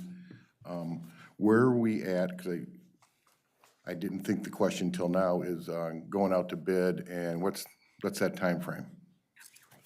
So what you have is essentially the rough plan that we need to coordinate with. You talk with Brad and Jimmy to make sure everything is in line with what we're seeing. There's a lot of lines out there. As you can notice, there's raw, there's finished. There's 3 water mains running down the east side, and there's 2 coming on the west. So they're all over the place, and we just need to verify the alignment, how this is all working, and then talk about how this is gonna get constructed. Because this might not be exactly what we put in the ground. If we can do something a little easier, but because this is or a little, I guess, without having to go all the way around. This is the safe route, is what we've got right here. Yeah, just go straight south, you gotta take a little jog. You gotta go around the storm sewer that's there. We were looking at trying to go sneaking between the valves, but I don't think that's gonna be an option. There's too many things in the way. You got buildings, you've got tight spaces, and, trying to get equipment in there is gonna be real difficult. So that was why we have this route chosen. But we gotta, like I said, with the depths of the existing water main, we gotta make sure that the crossings all work. They're going underneath storm sewer, underneath sanitary sewer, underneath water mains. I mean, there's a lot going on. So we just need to make sure everything's good, and then once we're good with that, then we can start putting together our bid package, which includes the docks and the bid schedule. So what are you thinking time-wise? Just a rough guess. If I had to rough guess right now, we're definitely trying to get out to bid before the end of the month for sure. Oh, okay. Thank you. Okay, anything else, Don? Well, yeah, water's my passion now. Where are we at? We've been talking about getting another person for the water department. do we need a vote on this to get someone hired and get it posted? I'd like to know what they're going to do first. It's okay to ask for somebody. They already have 2.5 and 2.5 because my last conversation with Jimmy is he wasn't aware that he had a half-time person in his office as well. It was over in sewer and it's supposed to be shared between sewer and water. And I think we also have the budget process coming up, so we have a meeting coming up yet this week, so that's gonna start it. And we have to have the revenues in order to support those bodies, right, the belly buttons. So I think that's one of the things that we're gonna have to look at. Because the cash reserves continue to lower. Yeah, but I thought, Other expenses. when we looked at the budget, we already had it budgeted for another person. We had budgeted for additional employees. It's, in our meeting today, comes down to it is, we were told about fire hydrant replacement, and they're having a heck of a time, with the valves and stuff like that, where they're running 4 and 5, 6 blocks, shutting valves off so they can replace fire hydrants. And we need somebody to get out there and start exercising these valves. It hasn't been done in years. And 2 people, whether it be 2.5, the water department has a ton of work that needs to get done in it. Our whole community water system has a ton of work that needs to be done on it that hasn't been done in years. I mean, we have 3 fire hydrants. One's at the 4th and Castle. Its made date was 1888. Now, what? I mean, I think there's a museum that would love to have that. And then the conversation went, it's one thing to try to shut off that, replace that fire hydrant, but there's valves that haven't been exercised in over probably 10 years, and they gotta shut down blocks and blocks and blocks until they find a hydrant, or a valve that can be shut off to replace these inadequate hydrants. So this is where it comes down to manpower, only so much time in a day. I really still believe we need another person in the water department. We gotta get more proactive instead of being reactive, just putting out technically fires. So that's my stance. And if I thought we had the money in the budget, if not, I'm gonna definitely push that we have it in the budget, this coming budget cycle. It's my opinion. Okay, thank you, Don. Alderwoman Erickson? Just want to say that I'm excited that the trees are being looked at on Castle and between 2nd and 3rd. Thank you, Alderman Chun, for having streets go out there and check it out, and hopefully those will be taken care of. Thank you. Okay, Alderwoman Inman? Nothing right now, thank you. Alderman Ketchum? I got called to the Opera House last week. I guess there's a window that's, looks like it has some water that could possibly be getting in. I'm hoping that the gutters will remedy at least some of the situation. Jeff, do we have any update on a start date for the gutters? Because they need a lift both inside and outside, they were waiting until it was warm enough to be able to use the lift. So I expect it's gonna be sometime in probably March before they're out. Okay, thank you. Yep. That's it. Okay, Alderman Cranbrink? Just a reminder that we do have that budget committee meeting Thursday, the 4th at 4:30. So those that want to participate in the audience participation, we'd love to have you. I was able to get a revised price for Alliant Leadership for the SWOT analysis and the Start, Stop, Continue. Now, remember, that's a department heads. They're gonna meet one-on-one with them, then they're gonna meet as a group, they're gonna fill out the paperwork, get it all compiled. Then they're gonna meet with us to go over things on a Saturday. Right now, they have tentatively March 14th and March 21st, and I'd like to have everybody kind of look at their calendars real quick and tell me what day is better. It's a Saturday, I would imagine it would be earlier in the morning. Had to talk to a few offline, and the 14th seems to be better for most. But I definitely want to have as much participation as we can with this. If you remember, what's going to end up happening is we're going to be able to take all this data, put it together, They're gonna formulate a 90-day priority list for us, so we can figure out what's our bleeding points, right? Stop the bleed. Then what we're going to do is create a 1-year operating budget with a 3-year picture, and then figuring out a 5 and 10-year target plan. So there's a lot that's gonna go into this to hopefully facilitate us in the right direction.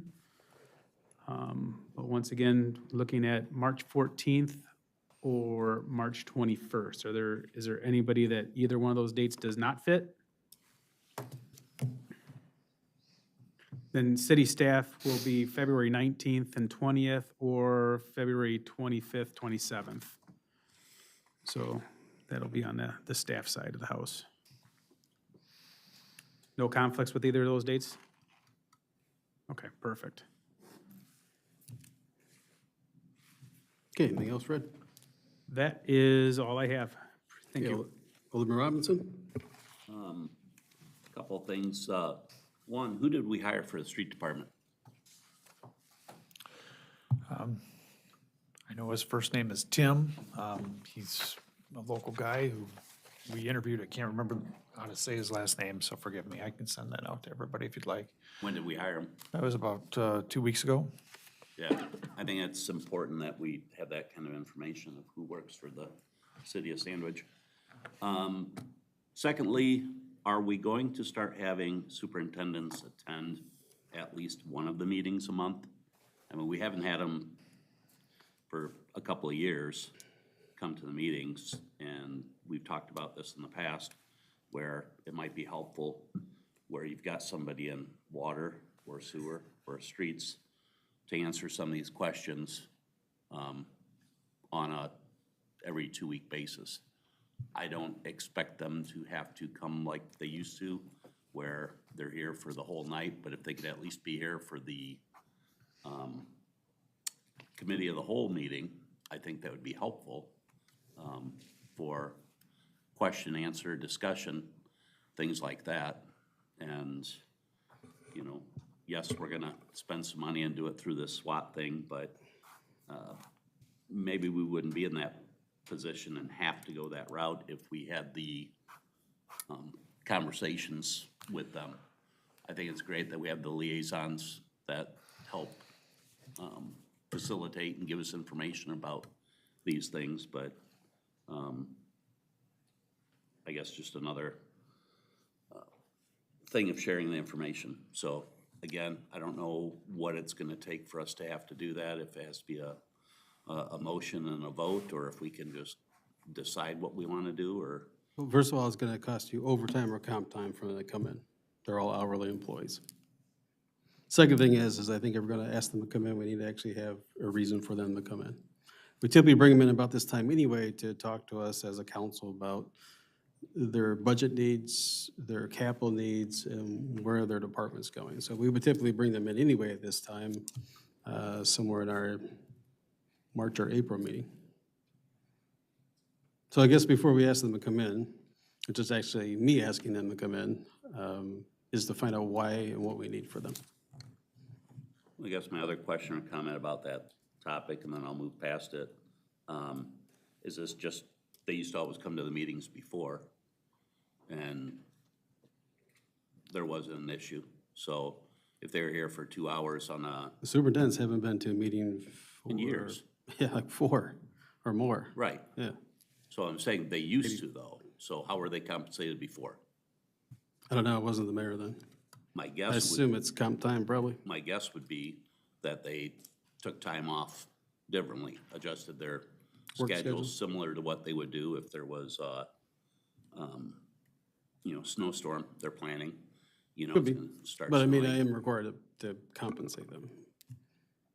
I get that, I think there's other opportunities, so. Yeah, but again, I mean, I have no problem them coming here. I just want reason for them to come in. I mean, for them to come in a meeting night just to talk to us for 10 minutes so we feel better is not a good reason. But if we want to talk to them about their capital plan, what they've accomplished this year, where they see their department going, training that they might need, those are all fair game things that they typically talk about anyway at budget time, and we can certainly bring them in for that. And maybe I took this wrong, and I apologize if I did, but no, it's not just to make me feel better, but it's. Didn't say you. Information. Well, Us. you insinuated to make us feel better, talk to us for 10 minutes. So, no, it's to get information from the horse's mouth to know exactly what's going on. Because as I said in the past, unfortunately, there's still that communication problem. We got a new employee for 2 weeks I didn't know about. Maybe everybody else did, I'm the only one. Sorry. That's why I bring this stuff up, because otherwise it just gets glazed over and we don't address it, so. All right, well, that's not going anywhere. My third thing was, and I can't remember if I brought this up in the past before or not, but I know recently, I think it's been within the last year, when we changed the lineup of some of our agenda for the committee of the whole meeting and also the regular council meeting. Now we're doing the Pledge of Allegiance twice in the night. We do it during the committee of the whole, which makes sense, it's the first meeting of the night, but then here in a little bit, we're gonna do it again when we do our regular council meeting. And I think it's kind of silly that we do it twice within a couple hour period of time on the same night with the exact same people at a meeting. So my question is, can we have that removed without a big hoopla? Just to, again, kind of streamline the agenda with what we have going on. Just a question. I think it came out of the code book. I thought that was a sequence in there. I don't have a problem with it, but if we're gonna only have one, it should be at the regular meeting, the official meeting. And I'm fine with that too. It just, to me, it makes sense that it would be at the beginning, but I'm just, Yeah, we didn't do it on the special meeting. I just went right in the meeting, so.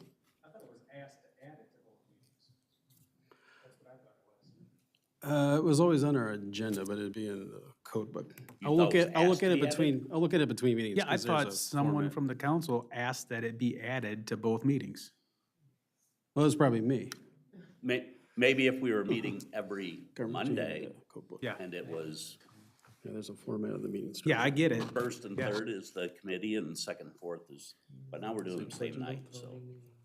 Just trying to streamline. Just a thought. But that's all I had. I didn't wanna hold anything up the rest of Code the night. book has the pledge in both of the meeting formats. It's probably where it came from. I'm not disagreeing with you. I knew it came from someplace because we reviewed that thought. before. Okay, think about it.